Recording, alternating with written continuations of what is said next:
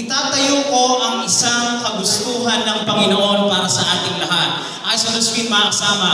God wants you to have a happy, godly love life. Amen? Yan ang kalooban ng ating Panginoon para sa ating lahat. Alright? Pero before we engage in any relationship, dapat malaman muna natin who we are as a people. Kilala niyo ba kung sino mga Seventh-day Adventists? Kilala niyo ba mga Adventist youth? Alright? Who are Seventh-day Adventists? Okay? What are the words that best describes Seventh-day Adventists? Nasaan dito ang Lakeview Church? Wala? Mga taga rito? Wala? Lakeview. Santa Isabel na lang. Anyone? Woo! Dalawa? Tatlo? Alright. Give me, Santa Isabel Church, give me just 2 words to describe ang ating Adventist youth. 2 words. Kind, handsome. Adventist youth. Words. Nasaan dito ang San Pablo Church, yung sa bayan? Yan, people! Give me 2 words to describe Adventist youth. Masigla. What else? Yun! Godly. Nasaan dito ang Santa Monica Church? 2 words. Adventist youth. Best describe paan. Okay? And you know, sa isang pakikibaka in war, noong medieval times, yung parang yung mga panahon na ganyan, ang unang-una nilang siniset sa war, meron yung mga soldiers, mag-assemble yan, 2 panig yan. Pero sa war pa, ano ang unang-unang pinapalaban? Alam niyo kung ano? Archers. You know kung ano yung archers? Yung mga merong, oh yes, tama kapatid ko, arrows. 1 Samuel 31 verse 3, the battle went heavily at pinana si Saul. Sino po? Saul. Makinig mabuti mga kasama. The battle went heavily against Saul and the archers hit him. And he was badly wounded by the archers. Mga kasama, kahit ng Bible times, ginagamit na talaga yung mga archers in war. Okay? So, bakit tayo nagpunta dyan? Alam niyo kung bakit? Kasi the Adventist youth, they are arrows. They are ano? Arrows. Psalm 127 verse 4. As arrows are in the hand of the mighty man, so are the children of the youth. Letter A, arrows. Best describe the Adventist youth. Letter R, they are, alam niyo mga kasama, sa iMac.com, sa Apple.com, sila po ay nagtitrain ng mga teenagers para magtrabaho sa Apple. To be representatives. Kung meron silang mga bagong products and everything, magte-train sila ng isang youth, ng isang teenager, at ipapadala ito sa iba't ibang parts ng mga mundo, all over the world, to represent Apple.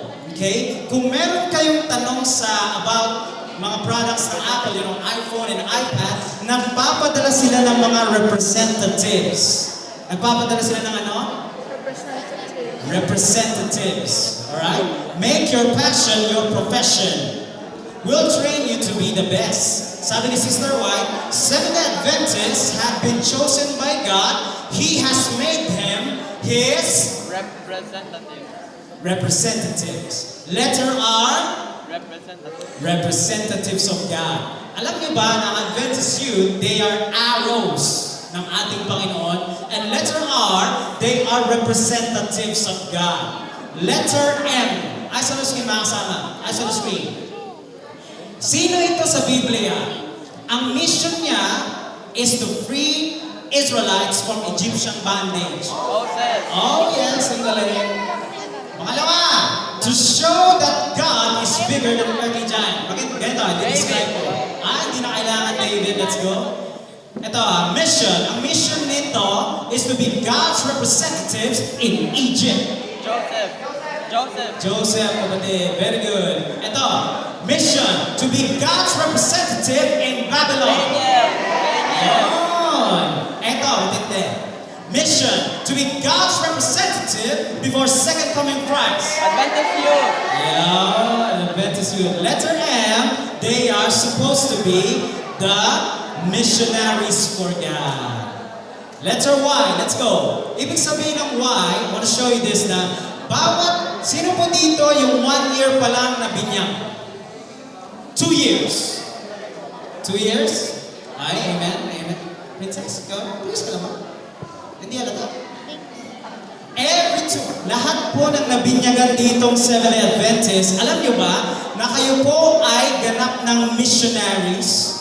Oh yes. Every baptized member ng Seventh-day Adventist Church ay missionaries. Okay? So letter M, missionaries. Let's go.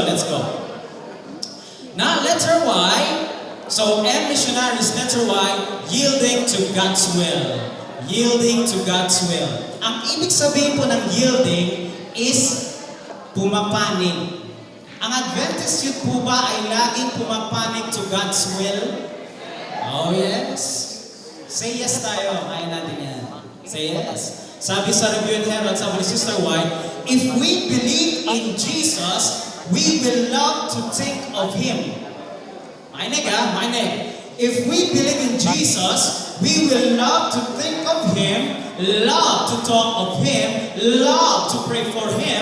He is supreme in our affection. Mamaya, nandun na ako sa dulo.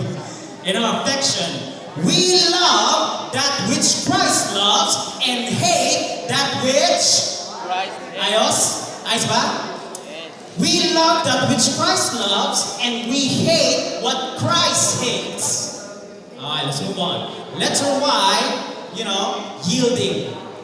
Alam niyo mga kasama, let's move on. Eyes on the screen. Ano po yan? Ano yan?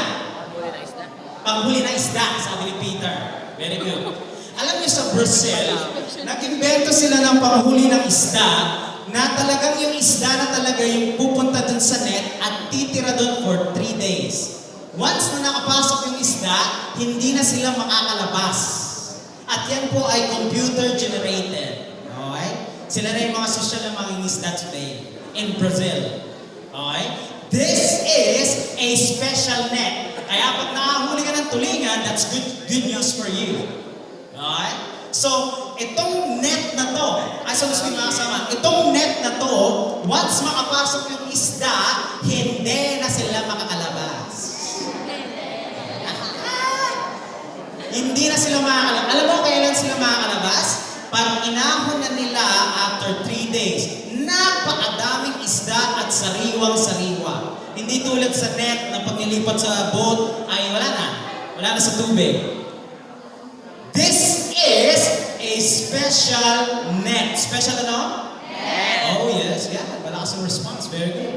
This is a special net. As you know, mga messages to young people for 4-8. Satan knows just what elements he has to deal with. This finely woven, dangerous net is prepared for the youth.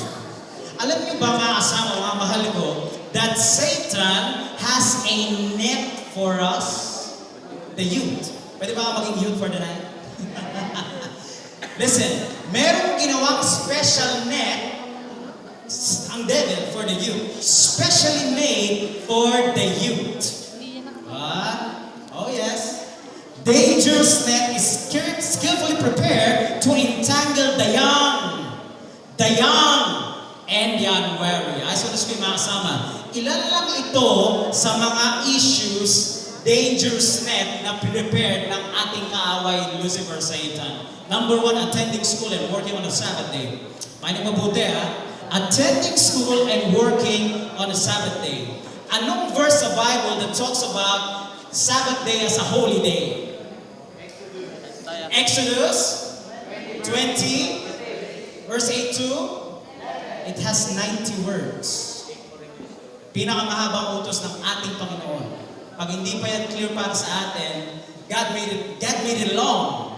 Attending school and working on a Sabbath day. Ay sa mga kasama, sa bagong tipan, mayroong ipinaglaban si Jesus hanggang kamatayan. Makinig ha, nanindigan siya sa katotohanan hanggang sa huling sandali ng kanyang buhay. Nagdesisyon si Jesus na ialay ang kanyang buhay para maipakita sa atin na ang Sabat ay banal at mahalaga sa Diyos. Amen. Jesus died for the truth. Okay? Paano mabuti? Jesus died for the truth. Most people kasi, yung mga pumapasok ng mga sa school on Sabbath day at nagtatrabaho ng Sabbath day, baka ang mga mahal ko hindi naiintindihan yung prophet. Yung ano? Prophet. Makasama, ang prophet ay yung nakukuha mo in return. Profit and reason. Meron kasing mga kapatid na sometimes they go to school on a Sabbath day, they don't understand the profit that they are getting and losing. As on the screen, makasama. As on the screen. Sa left side, you see what you get, what's your profit when you go to school and work on a Sabbath day. May nagmabuti ha? Dito yan sa left. Dito sa right, these are the things you get. Profit when you worship God, remain faithful on the Sabbath day. May nagmabuti ha? Pag ikaw ay pumapasok sa school on a Sabbath day at nag-work on a Sabbath day, you enter the school office gate. Okay? Makinig mabuti, mga mahal kong kabataan. Number 2, your name is put on the attendance. Oh, di ba si Totoy, Adventist nandito. Oh, very good, good. Your name is put on the class attendance, on the office attendance. Number 3, you spend time with your school teacher on a Sabbath day. Yan ang mga nagagawa mo na Sabbath day. Timbangin natin. Let's go. Number 4, you have stress and guilt. Aminin man natin o hindi, makasama. Sometimes, pag tayo nagtatrabaho at pumapasok sa school on a Sabbath day, we have stress and guilt. Alright? Number 5, you have money for the day. Para sa mga nag-work on a Sabbath day, oh yes, bibigay sa'yo ng iyong boss yung kinitang 300 pesos per day. You live for the day. Yeah? Number 6, nakakatisod nga lang sa iba. Alright? Nakakatisod nga lang sa witness. It hurts your witness. Number 7, you instantly become a candidate for hellfire. And it makes Satan happy. Number 8, timbangin naman natin yung ating makukuha in return when we keep the Sabbath day. Okay? Listen, mga kasama, go to church on the Sabbath day. Number 1, when you go to school on a Sabbath day, you enter the school office or gate ng inyong school or office. Pero when you worship God on the Sabbath day, you enter the gates of heaven. Amen. Amen. Makinig mabuti, mahal. Ito ang kailangan natin. Number 2, pag pumasok ka sa school on the Sabbath day, nag-duty ka sa Sabbath day, your name is put on the attendance ng kahit anong school na yan. Pero when you worship, remain faithful to God, your name is put on the book of life. Wow. Okay, makinig ha. Kailanman hindi nakakapagligtas ang araw ng Sabat ang kautusan. Kaya mo yan ginagawa kasi bunga yan ng iyong faith. Alam mo that, keeping the Sabbath day, sabi ni Jesus in John 14 verse 15, if you love me, keep my commandments. Ipapakita mo yan kay Jesus kasi bunga yan ng iyong pananampalataya. Ang kautusan ay hindi nakakapagligtas. Pero it just goes to show us that we prove our love to Jesus. Sabi ni Jesus, by their fruits you shall know them. Sabi sa number 3, you spend time with your school teacher. When you go to the church on the Sabbath day, you spend time with your Savior. Wow. Sabi sa number 4, when you work on a Sabbath day, you go to school on a Sabbath day, you have stress and guilt. Pero when you go to church on the Sabbath day, you have rest and peace. Sabi ko, when you enter the school o kaya magtrabaho ka on a Sabbath day, it hurts Jesus, yes, pero you have money for the day. Listen to me, when you are faithful to God, you will walk in the golden streets of heaven forever. Ganda. The prophet, makinig mabuti yung number 6, importante yan. When you go to school and work on a Sabbath day, nakakatisod sa iba. Pero when you stay faithful to God, nakakahikayat sa iba. Amen. Amen. Alright, makinig, mga kasama. Maganda ito. Maganda ito. Number 7, you instantly become a candidate for heaven. Actually, nabanggit niya ni Sister White yung salitang candidate for heaven. Look it up.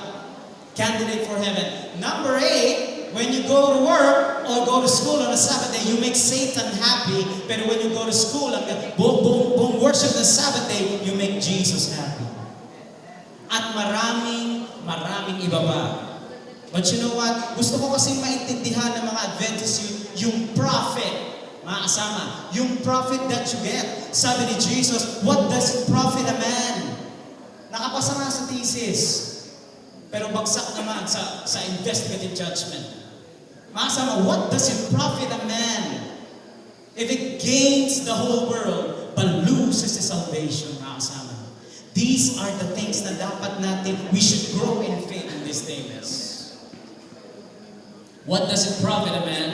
Say, Brother Jack, kasi minsan talaga sa school hindi maiwasan pumasok ng Sabbath day. Listen to me, ang Sabbath day nagsisimula ng Friday sunset to Saturday sunset. Minsan kasi sa school ang hirap talagang hindi na nila nauulit yung exam. School is important. Pero did you know that heaven is a school? Its field of study is the universe. Its teacher, Jesus Christ. Did you know that heaven is a school? Education 301. Amen. Kasama ito, alam niyo itong topic na ito ay ni-request ng youth sa akin. Working on a Sabbath day daw, tsaka relationship. This is a request. Sana maging biyaya sa ating lahat. Sabi ni Sister White, everyone should go to the school, heaven. Enrollment going on. Let's move on. Amen, sister. If you love Christ, you should be there sa church. If you love Christ, you follow His will. Kahit mahirap, sabi ni Jesus, sino hindi magpapasa ng krus sa aking pangalan can never be my disciple. You will never enter heaven pag wala kang sinakripisyo for Jesus. Amen? Amen, mga kasama. Yan. This is who we are. This is who we are. Follow His will, not our will. Sabi sa Numbers 14 verse 1, alam niyo yung mga Israelite, nung nahirapan sila, hanap na tayo ng leader, huwag kasi ako. And let's go back to Egypt. Oh no. Mga Seventh-day Adventists will press on, amen? Antal makuha natin. Moses. Moses pala, thank you. Go back to Egypt. Ano yan? Makinig mabuti, mga Adventist youth. Army of God. Okay? Army of God, makinig. Si Satan, mga kasama, meron yung trap sa kaliwa, meron trap sa kaliwa, sa kanan, sa diretso, all angles. Tingnan niyo yung daga, naka-helmet na. Listen to me, alam mo, nakita ko ito sa Google, best describes. Maraming patibong ang kaaway sa inyo. And you should be filled with the Holy Spirit. Para pag nandun ka na sa sandali, magdedesisyon ka na, you will love Jesus more. Walang nag-amen. Amen. Number 2, relationships. Okay? Ano mabuti? Relationships. David was spiritually strong. Samson was physically strong. Solomon was intellectually strong. Relationships na tayo, tapos na yung Sabbath. Solomon was intellectually strong. Question, what area did they become weak? Satan dwells kasi in human weakness. Okay, medyo lilis lang ako Ano yung mabuti? Tayo mga Seventh-day Adventists, hindi dapat tayo nanonood ng mga teleserye. You know why? Dahil this is the main agency ng kaaway for human weakness. I tell you, Satan dwells in human weakness. Saan pumaltos si David? Saan pumaltos si Samson? Saan pumaltos si Solomon? Relationships. Tama? Tama? Oh yes, 600 women, matindi. Relationships. Pero makinig. What is Satan's plan about relationships? Eyes on the screen. Alam niyo, napansin ko kanina, yung mga nag-interview kanina dito, I was enjoying. What about you? Listen. I am enjoying. Kasi swak aswang yung ating topic tonight. Alright? Pero question, what is Satan's plan? Testimonies for the Church, Volume 2, Sister White. Satan is constantly busy to hurry and experience you into marriage. Nakita niyo yung plano ng kaaway? Yes or no? Yes. Hindi nag-yes ito. Natatakot kayo? Listen, mga kasama, listen. Ang plano ng kaaway ay dalhin kayo sa maagang pag-aasawa at pagliligawan. Ay, baliktad. Pagliligawan ng courtship and marriage. Yan ang kanyang plano. Naintindihan? Yes? Yes! Okay, very good. Into marriage alliance. Okay, by the raising of hands, be honest ha, sino dito yung in a relationship?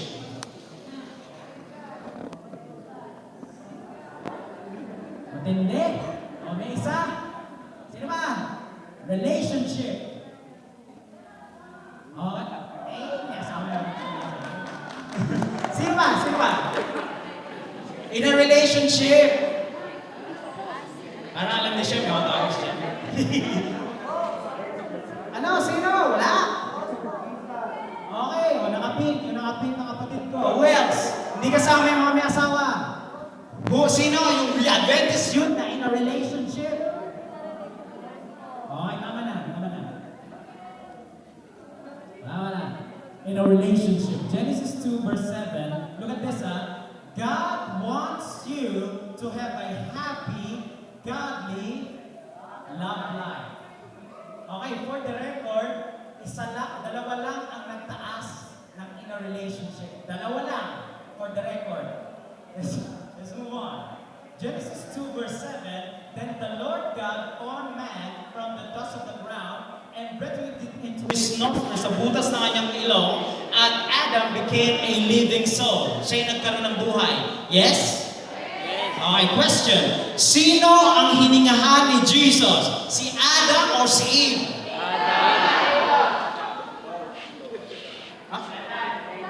Adam. Adam, makasama. Adam. Question. Kung gugustuhin ba ni Jesus na gumawa pa ng isa pang set ng alabok clay para kay Eve at hingahan din at mabubuhay silang pareho, kaya niya ba? Yes. Pero hindi niya ginawa, yes? Yes. Bakit kaya? No. Pero you have a point. You have a point, mahal. You have a point. Pero listen. Okay. The reason, sabi ni Sister White, kung bakit sa ribs siya kinuha si Eve, kasi para hindi siya tapak-tapakan ni Adam at hindi siya i-overpower ni Eve. Nasa gitna lang. That's in spirit prophecy. Pero hindi ako pupunta rin eh. Listen, sino ang inahan sa nostril? Si Adam. So, listen sino ang first relationship? Adam and Eve o Adam and Christ? Adam and Christ. Malinaw.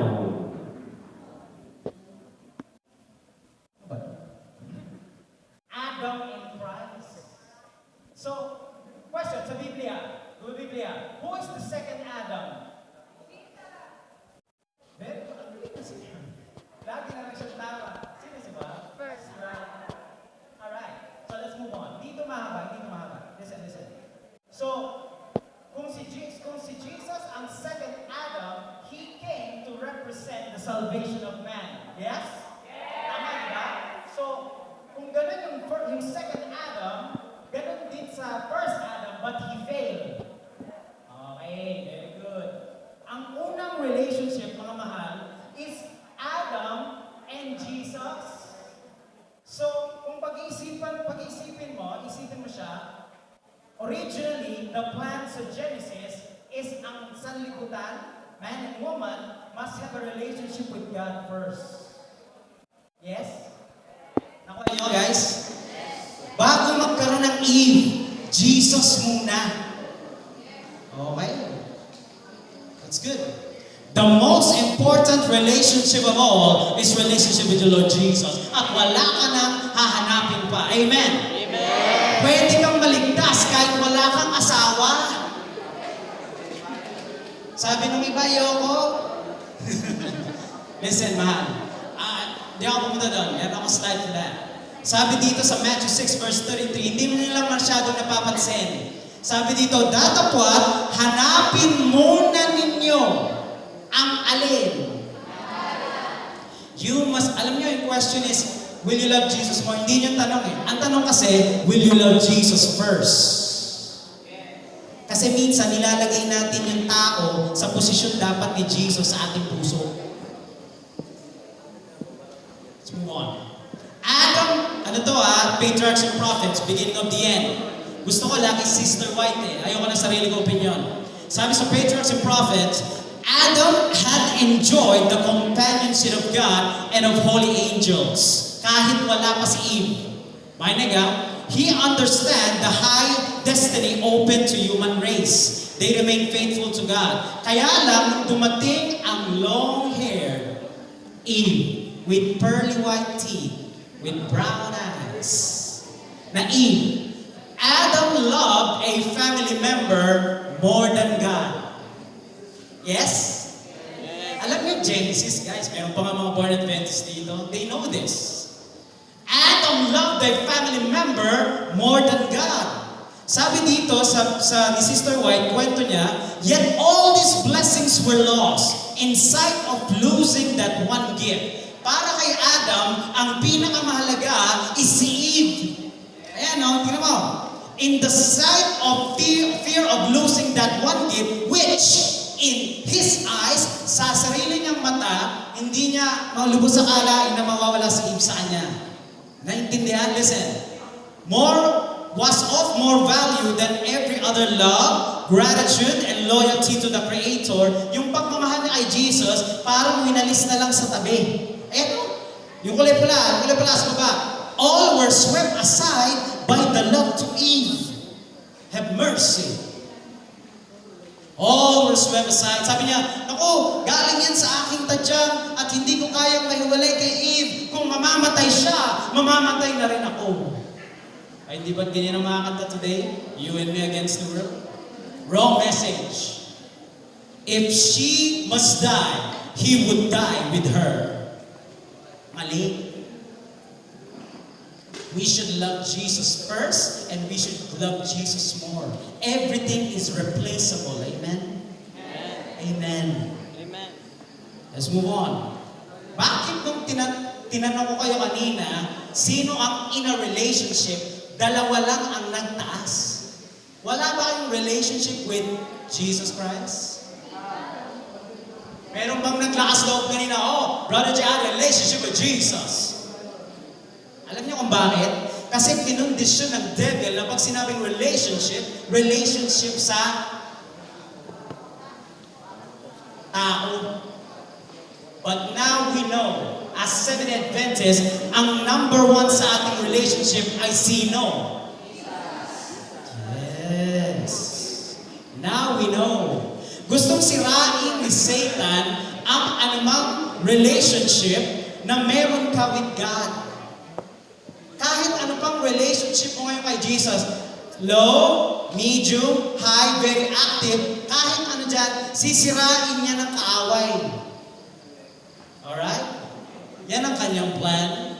What is God's purpose for relationships? Bakit ba mayroong mga magulang na nagmamahal sa atin? Bakit ba may mga kapatid na nagmamahal sa atin? Bakit tayo mayroong mga kaibigan sa church that really loves us? What is the purpose for relationship? May tanong ko nga. Sabi ni Sister White sa Steps to Christ, nagulat din ako. Sabi dito, through the things of nature and deepest and tenderest earthly ties. Question, ang pagmamahal mo ba sa mama mo at saka papa mo ay earthly ties? Makalupa ba yun? Yes or no? Yes.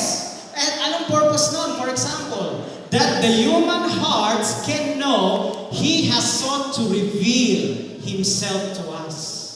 Kung mahal mo ang iyong magulang at mahal ka rin niya, guess what? Nakikita natin ang Panginoon sa kanila. God is love. Amen? Amen. Ang tanong, may nagmamahal ba sa iyo? Yes. I love you. Well, that's one. Yun ang purpose ng relationship. Para makita mo ang Panginoon sa iyong buhay. Oh yes, to reveal Himself to us. You know that Satan has a dangerous net for the youth. Dangerous net, mga kasama. Listen to me,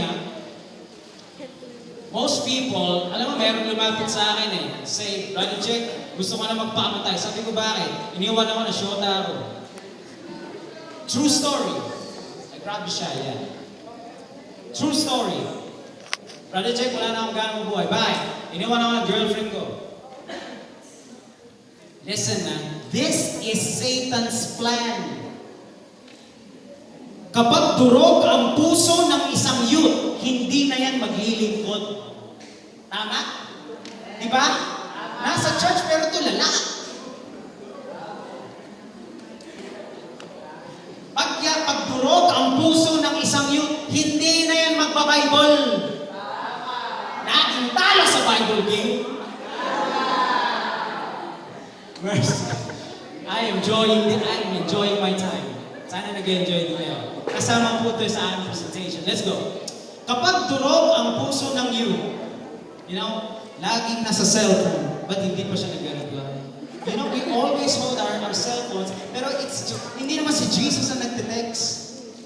We always check our notification, pero hindi naman si Jesus ang nagpo-post.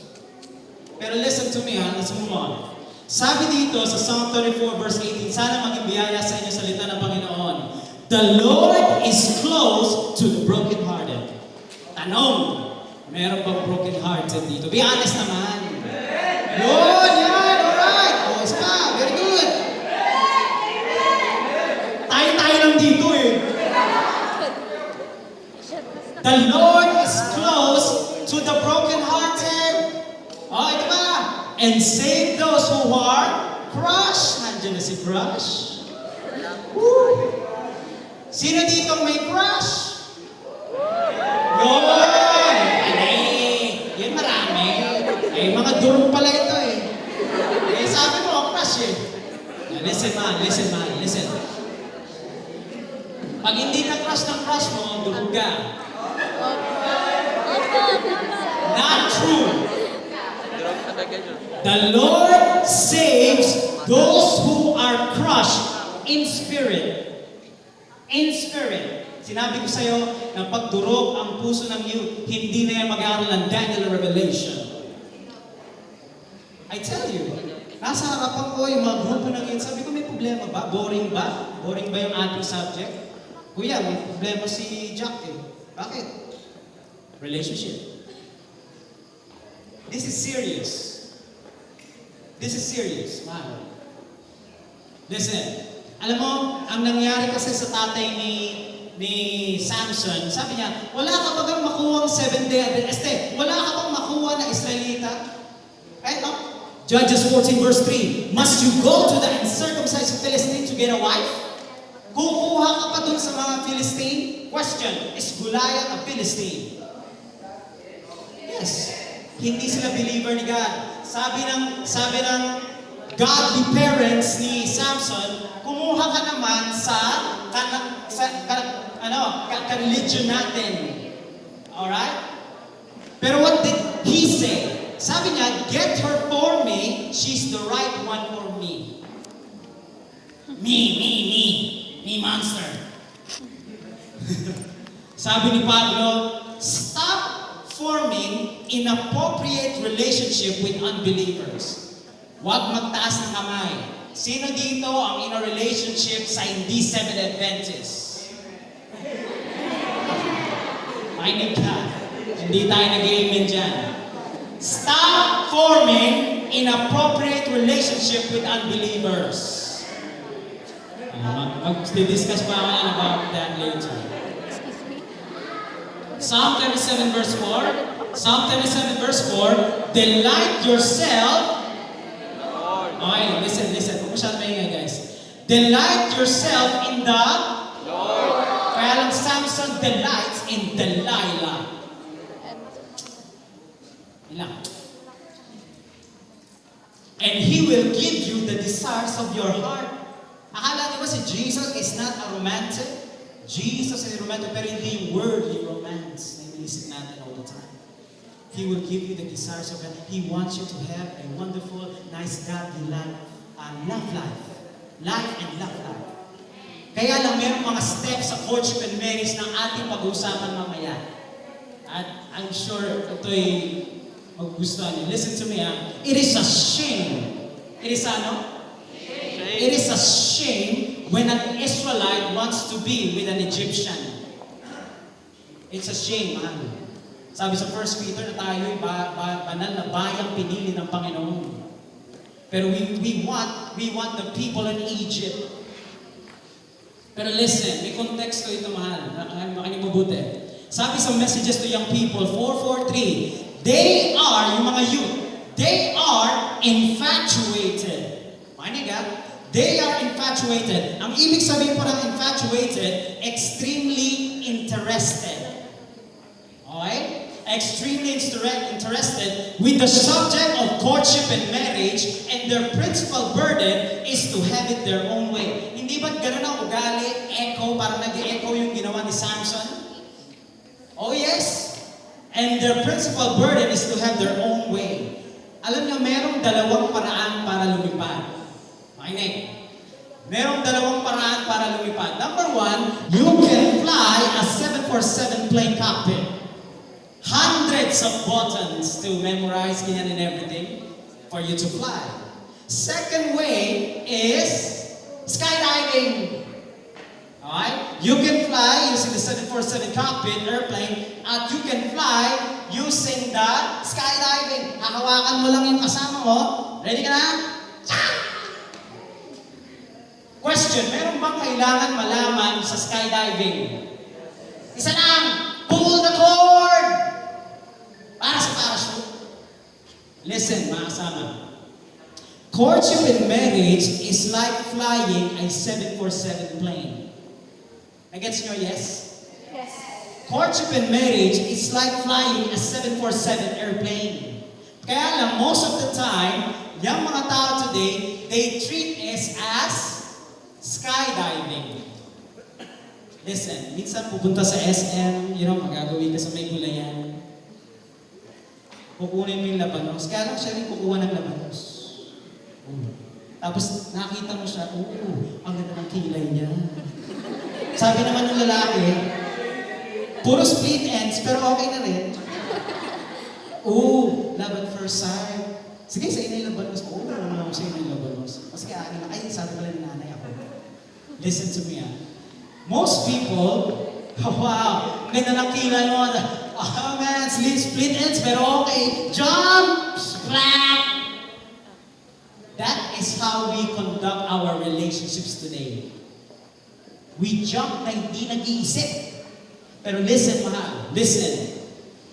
Mali kasi yung concept ng falling in love. Why? Bakit mali? Kahit sa physics, you don't fall up. You fall down. Meron bang gusto dito na magmahal tapos masaktan tapos you're on the ground tapos hindi ka na makatayo? Oh no. Ayaw natin ng ganon. At ayaw ng Panginoon ng ganon. Pero listen to me. According to physics, you don't fall up. You fall down. It's funny, nakakatawa minsan, yung mga kapitan din say, Brother Jack, personal ministry, I fall in love. Sabi ko, mercy, mali umupo tutulungan kita. Listen, love, yung tunay na love na galing sa ating Panginoon, it lifts you up. Dapat. Amen? Amen. Kung yung love na natagpuan mo is walking its way to hell, hindi yan galing sa Panginoon. You don't fall into love. Love lifts you up. Dapat. Di ba? Yes? Ayaw maniwala ng mga mahal ko. Listen, mali ang concept ng falling in love. It must lift you up. I was sinking deep in sin, far from the peaceful shore. Sing with me. Very deep, stained within, seeking to rise no more. But the master of the sea heard my despairing cry. From the waters lifted me, now sing, am I. Falling in love there. Love lifted me. Love lifted me.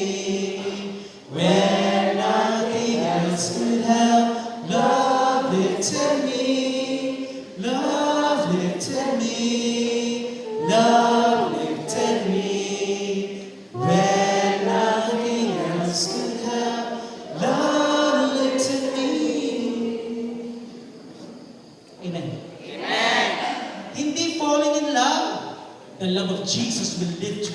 sa iyong relationship.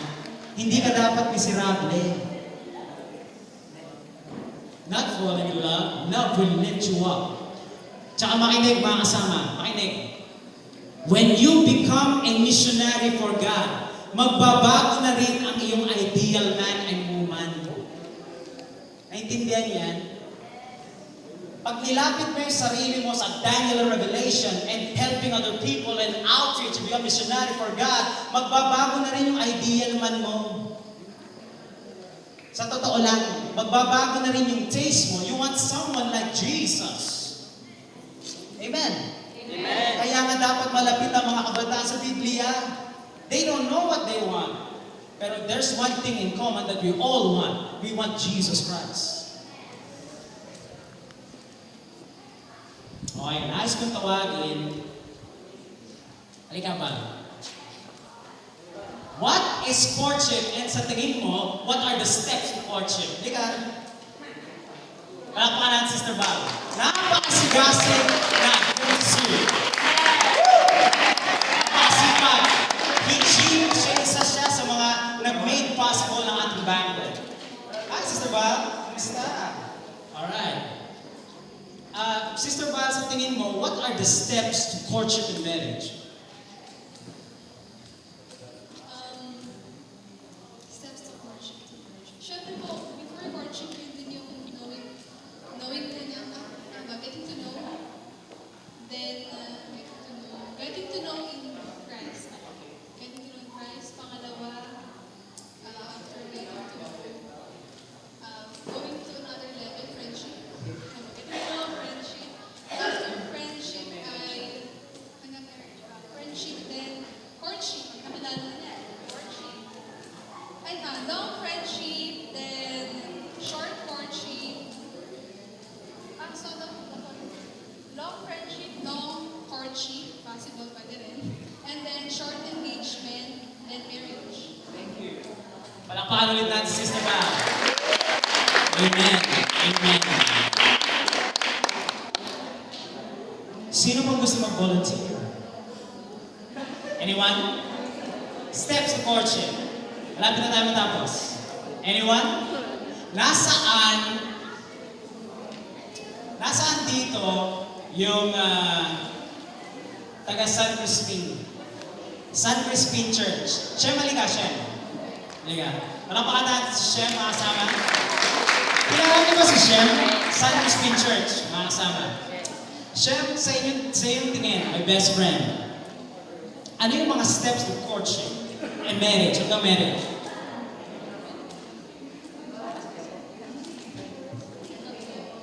Katulad ng tinulong ni Ate Val,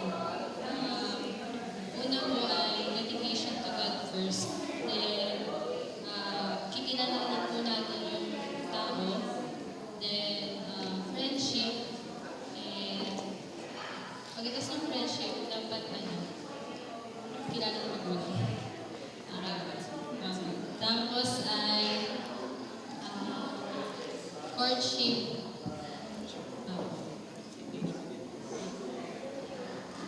Amen. Thank you, Sister Shem. A round of applause sa ating kapatid. Thank you for volunteering, mga kasama. Thank you po. Sa mga nakikilahok, ito po ang nagpapasigla ng ating programa. Salamat po sa inyo. What is courtship? And give me the steps of courtship and marriage. Question, what is courtship? Basahin natin lahat. 1, 2, 3. Courtship is the sincere effort to find out whether God is will and marry. Amen. Amen. Ang daming nakakulot ng noo. Very good. What is courtship? Courtship is the sincere effort to find out whether it's God's will for them to be married. Listen, mga kasama, bilang pagtatapos, I want to show you this. Courtship is not a dating game. Katulad na nakikita nyo sa Pinoy Big Brother. At kung ano pa mga basurang programa sa TV.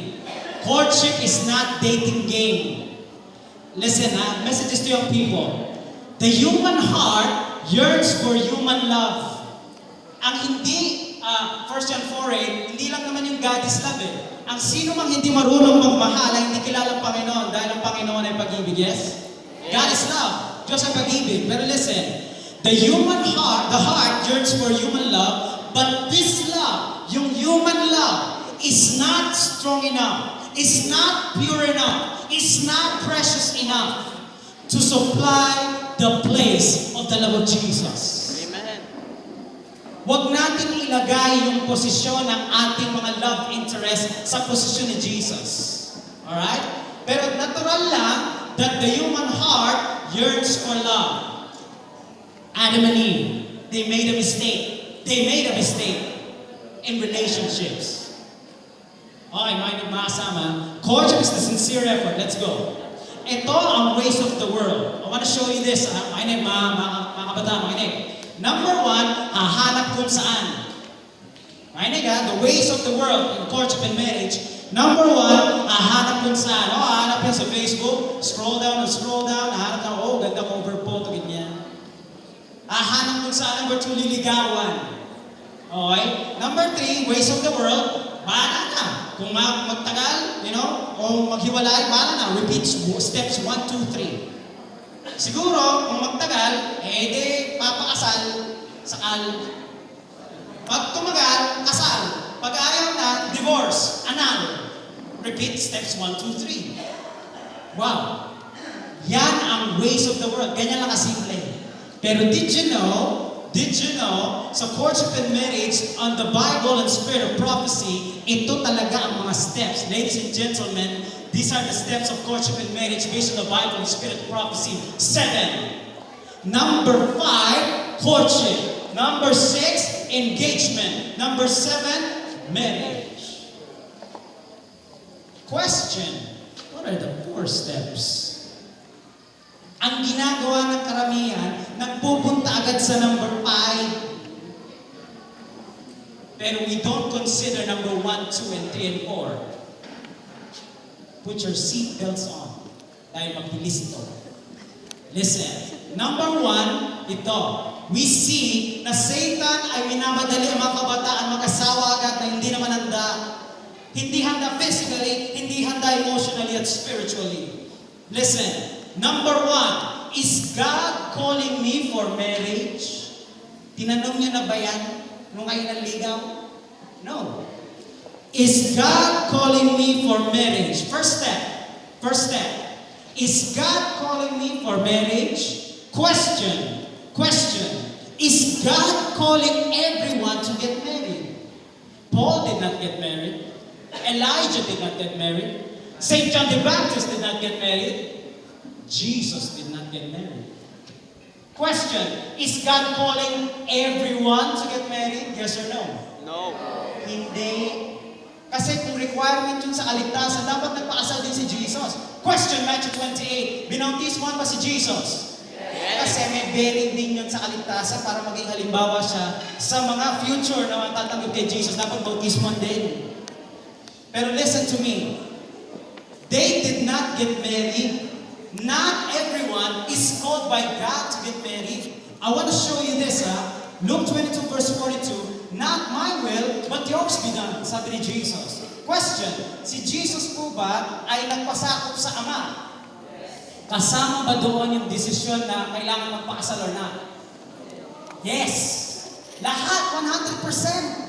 Surrender sa Ama. Kung gusto ng Ama, Jesus, kailangan mong magpakasal, magpaasawa, He can. Pero hindi kasama sa plano ng Panginoon. Not everyone is called to be married. Isang patunay. 1 Corinthians 7:6-7. Sabi ni Pablo, San Pablo, I said, sinasabi ko sa inyo ito, hindi dahil sa utos ng Panginoon, kundi dahil sa pagpayag lamang. Makinig mabuti, sabi sa 1 Corinthians 7:6, I say this as a concession. Pagpayag ngunit hindi utos, not as a command. Sabi niya sa verse 7, makinig mabuti, I will